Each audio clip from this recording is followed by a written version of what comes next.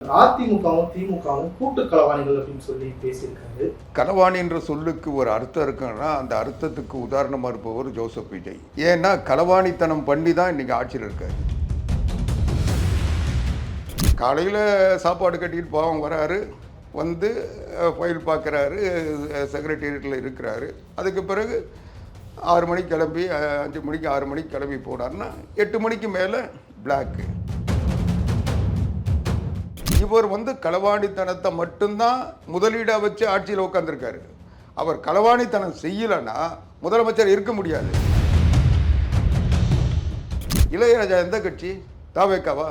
அதிமுகவிலிருந்து அவர் தாவேக்காவில் காசு கொடுத்து சீட்டு வாங்கினார். நான் இதை வந்து அதிமுக சார்பில் பகிரங்கமாக குற்றம் சாட்டுறேன்.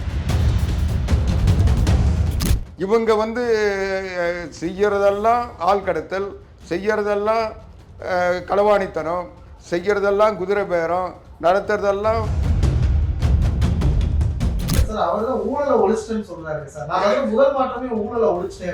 எங்க அவர் ஊழலை ஒழிச்சாரா இல்லை ஊழலை ஒழிச்சாரான்னு தெரியல. இன்னைக்கு எங்க பார்த்தாலும் வந்து ஊழல் போட ஆரம்பிச்சுட்டாங்க. புரட்சி தமிழர் எடப்பாடியார் முதலமைச்சர் ஆகியிருந்தா இந்த 2 மாசத்துல எல்லாருக்கும் 10,000 ரூபாய் போய் சேர்ந்துருக்கான்.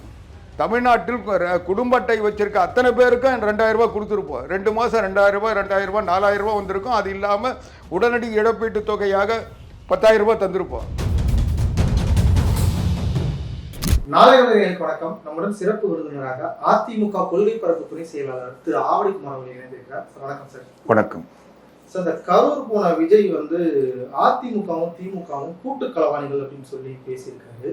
எப்பவுமே ஒவ்வொரு டைம் மேடை போகும்போது இந்த ஆட்சியை கவுக்க பாக்குறாங்க, 2 பேரும் கூட்டணி போட்டு இது பண்றாங்க அப்படின்னு சொல்லிட்டு இருப்பாரு. மாறா கூட்டு களவாணின்னு சொல்லியிருக்காரு. சரி, இது எப்படி பாக்குறீங்க? களவாணி என்ற சொல்லுக்கு ஒரு அர்த்தம் இருக்குன்னா அந்த அர்த்தத்துக்கு உதாரணமாக இருப்பவர் ஜோசப் விஜய்.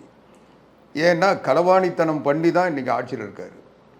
அவர் முதல்ல களவாணித்தனம் பண்ணி அரசியலில் எந்தவித கொள்கை இல்லாமல், எந்தவித கட்டமைப்பும் இல்லாமல் ஜனங்களை ஏமாற்றி குழந்தைங்களை போதைக்கு அடிக்ட் ஆக்கிற மாதிரி இவருடைய அந்த மீம்ஸு, ரீல்ஸு, இன்ஸ்டாகிராம் இந்த மாதிரி சோசியல் மீடியாக்களை பயன்படுத்தி அந்த குழந்தைங்களை ஒரு போதைக்கு அடிக்ட் ஆக்கிற மாதிரி அந்த மீம்ஸ்க்கு அடிக்ட் ஆக்கி அதை வச்சு அவங்க பேரண்ட்ஸை மிரட்டி இவர் வந்து வாக்காக மாற்றி எப்படியோ ஒரு 107 இடத்துல ஜெயிச்சு இன்றைக்கி முதலமைச்சர் ஆகிட்டார். 117 இடத்துக்கு மேலே ஜெயிச்சாதான் முதலமைச்சர் ஆகணும். இதுவரைக்கும் முதலமைச்சர் ஆனவங்கெல்லாம் அப்படி தான் ஆகியிருக்காங்க.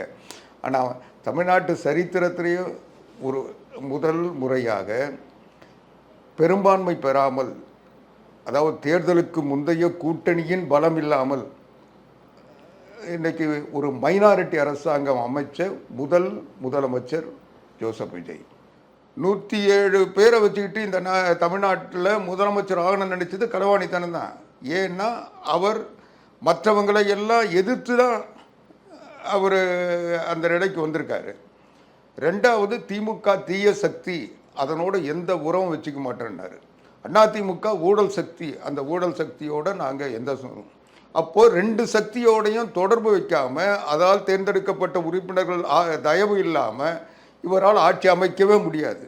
ஆனால் இவர் 10 முறை போய் கவர்னர்கிட்ட, காலையில் ஒரு வாட்டி, மத்தியானம் ஒரு வாட்டி, என்கிட்ட 107 இருக்காங்க, 108 இருக்காங்க, 110 இருக்காங்க, 112 வந்துட்டாங்க அப்படின்னு போய் அவர்கிட்ட கவர்னர்கிட்ட மனு கொடுத்தது ஜோசப்பினுடைய பதவி பெரி.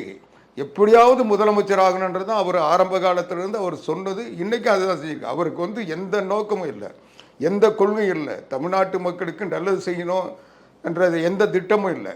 இதுவரைக்கும் தமிழ்நாட்டு மக்களுக்காக எந்த உழைப்பையும் அவர் செலுத்தலை. எந்த நல்லது கெட்டதுலையும் தமிழ்நாட்டு வரலாற்றில் அவர் எந்த பங்களிப்பும் இல்லை. ஆனால் முதலமைச்சர் ஆகணும், நான் தான் முதலமைச்சர் அப்படின்னு அவர் தொடர்ந்து அந்த முதலமைச்சர் அதுக்காக அந்த நரேட்டிவ் செட் பண்ணார். அதுக்கு வியூக வகுப்பு நிறுவனங்களை வச்சுக்கிட்டு உள்நாட்டிலும் வெளிநாட்டில் இருக்கிற அந்த வியூக வகுப்பு நிறுவனங்கள் பல லட்சம் கோடிகளை வாரி இறைச்சார்.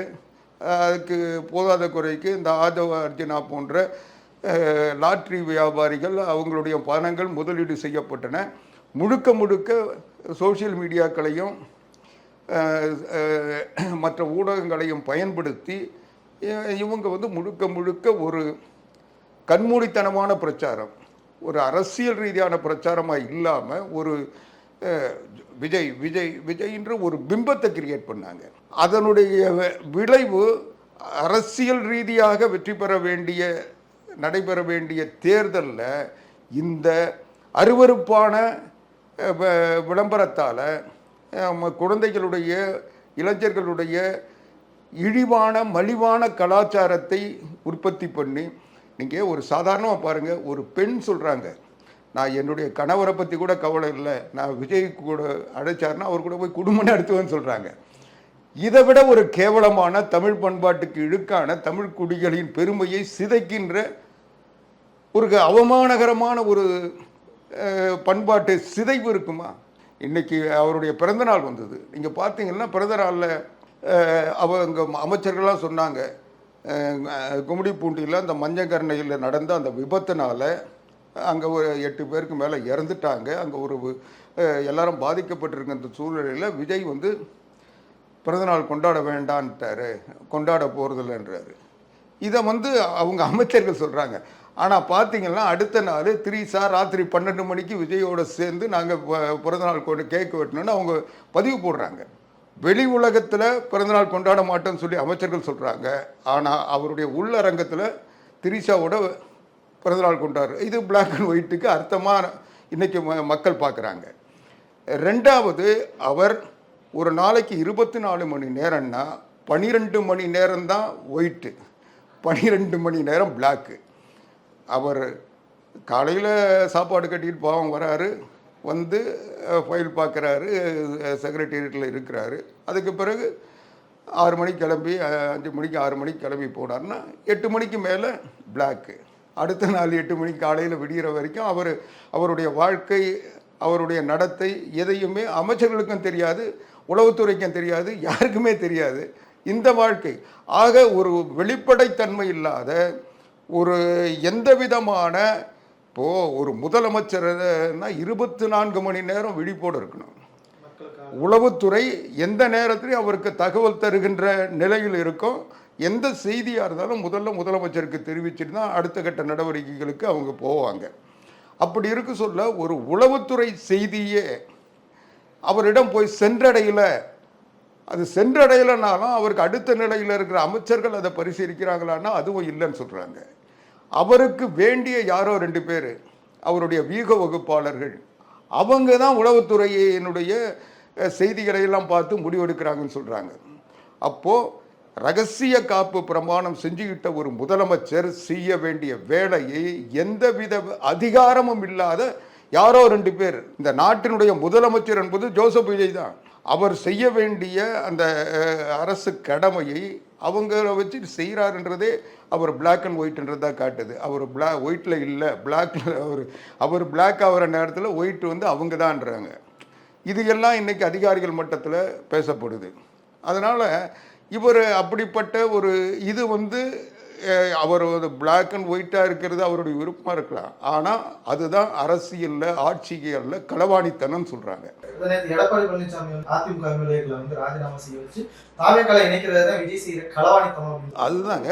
அதனால் இவர் வந்து களவாணித்தனத்தை மட்டும்தான் முதலீடாக வச்சு ஆட்சியில் உட்காந்துருக்காரு. அவர் களவாணித்தனம் செய்யலைன்னா முதலமைச்சர் இருக்க முடியாது. அவருக்கு கிடைச்ச ஆதரவு, அவருக்கு கிடைச்ச சட்டமன்ற உறுப்பினரை வச்சுட்டு முதலமைச்சர் ஆகவே முடியாது. ஆனால் இந்த களவாணித்தனத்தால் முதலமைச்சர் ஆகிருக்கு. ஆக இந்த களவாணித்தனத்தை மற்றவங்க யாரும் சொல்லிட போகிறாங்கன்றதுக்காக அவர் களவாணின்னு அதோ களவாணின்னு இருக்கவங்க மேலே போடுறாரு. ரெண்டாவது, கூட்டு களவாணின்னா அண்ணா திராவிட முன்னேற்ற கழகமும் திராவிட முன்னேற்ற கழகமும் கூட்டணி சேர வேண்டிய அவசியம் இல்லை. மரியாதைக்குரிய கழகத்தினுடைய பொதுச் செயலாளர் புரட்சி தமிழர் எடப்பாடியார் மிக தெளிவாக சொல்லியிருக்கிறாரு.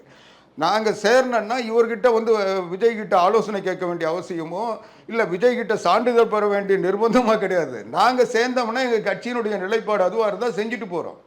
எங்களுக்கு தமிழ்நாட்டில் ஒரு ஆட்சி அமையணும், எது சரியோ மக்களுக்கு நாங்கள் கொடுத்த வாக்குறுதியை நிறைவேற்றுவதற்கு எது சரியாக இருக்குமோ அதை செய்கிறோம். அப்போ கூட புரட்சி தமிழர் எடப்பாடியார் முதலமைச்சர் ஆகிறதுக்கு தான் நாங்கள் வந்து முயற்சி பண்ணோமே தவிர நாங்கள் போய் திமுக கூட கூட்டணி சேரணுன்றதில்லை. ஏன் ஜோசப் விஜய் கூட இருந்த இன்னைக்கு அத்தனை பேரும் இன்னைக்கு விலை போகிறானுங்கல்ல.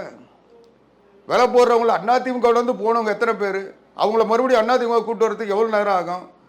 அவங்களுடைய தகுதி என்ன, அவங்களுடைய நிலைமை என்னன்றதுன்னு ஜோசப் விஜயை விட அதிமுகவினுடைய பொதுச் செயலாளர் எடப்பாடியாருக்கு நல்லா தெரியும். சட்டமன்ற உறுப்பினர் இளையராஜா எந்த கட்சி? தாவேக்காவா? அதிமுகவில் பொறுப்பில் இருந்தவர். அதிமுகவிலிருந்து அவர் தாவேக்காவில் காசு கொடுத்து சீட்டு வாங்கினார். நான் இதை அதிமுக சார்பில் பகிரங்கமாக குற்றம் சாட்டுறேன். நீங்கள் வேணால் விஜய் அறிவித்த வேட்பாளர் பட்டியல் பாருங்கள். அந்த பட்டியலில் குமாரவேலோ ஏதோ இருக்கும், இளையராஜா இல்லை.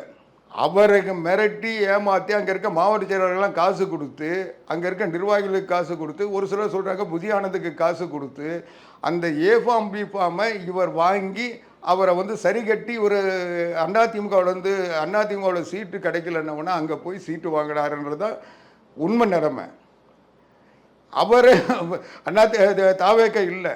இவங்க செய்கிற அயோக்கியத்தனங்களை, களவாணித்தனங்களை மறைப்பதற்காக வேற ஒரு ஆளை கொண்டு இந்த மாதிரி ஒரு தோற்றத்தை உருவாக்குறாங்க.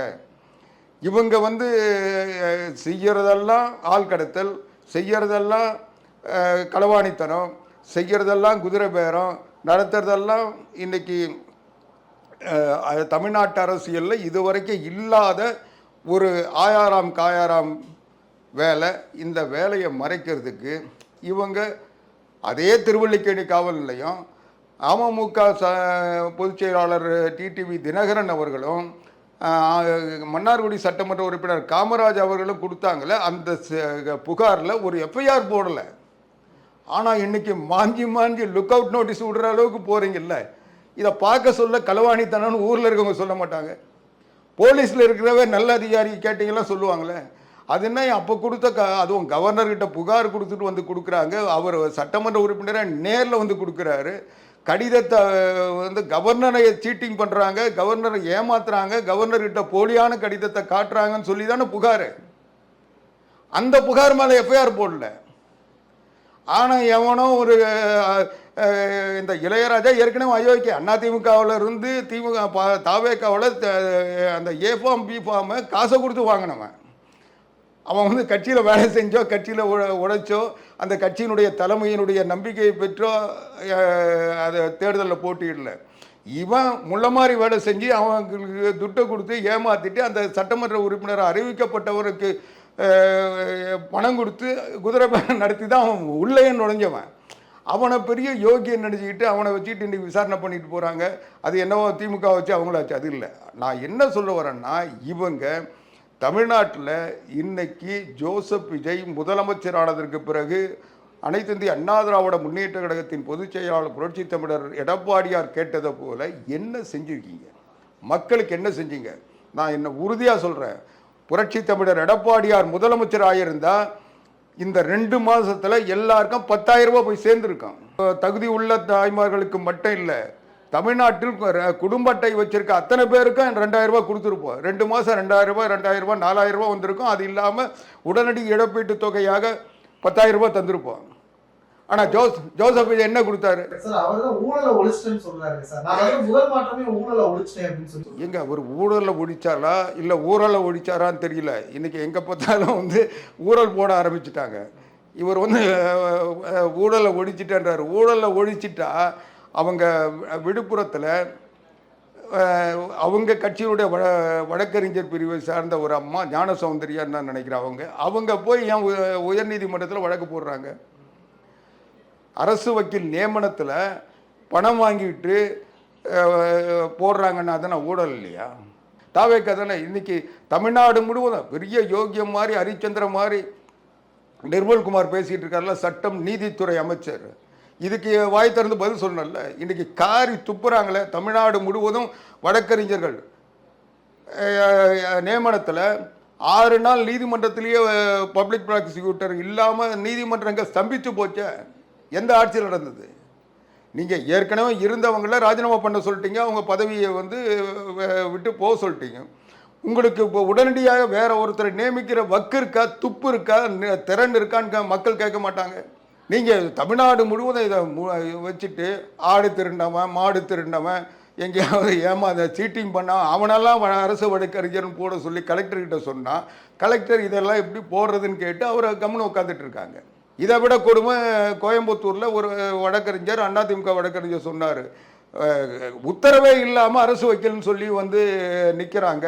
இது எந்த காலத்திலையும் கோர்ட்டு நடைமுறையில் இப்படி ஒரு அயோக்கிய மாவட்ட ஆட்சித்தலைவர் ஃபோன் பண்ணி சொல்கிறாரு இவர் தான் அரசு வழக்கறிஞர்னு சொல்லி. இந்த மாதிரி கேவலமான வேலையெல்லாம் மாவட்ட ஆட்சித்தலைவரை செய்ய வச்சது ஜோசப் விஜய் ஆட்சி தானே. இதையெல்லாம் இன்னைக்கு வந்து தமிழ்நாடு முழுவதும் இன்னைக்கு எல்லா புஷி ஆனந்த் பல கோடி ரூபாய் இதில் வசூல் பண்ணிட்டாருன்னு சொல்கிறாங்க. அவங்க மாவட்ட செயலாளர்கள் பல கோடி ரூபாய் வசூல் பண்ணிட்டாங்கன்றாங்க. இன்னும் சேலம் மாவட்டத்தை பொறுத்த வரைக்கும் சேலம் மாவட்டத்தில் நாமக்கல் மாவட்டத்தில் இருக்கிற ஒவ்வொருத்தரும், அங்கே அருண்ராஜும் இங்கே வந்து அந்த விஜய் பார்த்திபனும் 2 பேருக்குள்ளே சண்டை போடுறாங்க. நீ காசு வாங்கிட்ட, நான் காசு வாங்கிட்டேன்னு அவங்களுக்குள்ள யார் காசு வாங்கினாங்கன்றதை அவங்களே வெளிப்படுத்திட்டு இருக்காங்க. அவங்கள சுற்றி இருக்கிறவங்க இன்றைக்கி அதை பதிவுகளாக போட்டுக்கிட்டு இருக்காங்க. இவங்க ஆக ஊழல், அது ஊழல் இல்லையா? இன்றைக்கி வரைக்கும் டாஸ்மாகில் அந்த 10 ரூபாயை ஒழிக்க முடிஞ்சுதா? அது ஊழல் இல்லையா? இன்னைக்கு எல்லா வகையிலையும் இன்றைக்கி டாஸ்மாகில் இன்றைக்கும் உற்பத்தி ஆலைகள்லேருந்து டாஸ்மாக்கு சரக்கு வாங்கிறது யார்? கடந்த திமுக ஆட்சியில் அதிகமான சரக்கு உற்பத்தி செய்தது, அதை அரசு டாஸ்மாக் நிறுவனங்களுக்கு அதிகமாக சப்ளை செஞ்சது யார்? ஜெகத் ரட்சகனுடைய நிறுவனங்கள் தானே. இன்னைக்கு அந்த ஜெகத் ரட்சகனுடைய மகன் சஞ்சீப் ஆனந்தா நீ எதுக்கு சேர்த்த?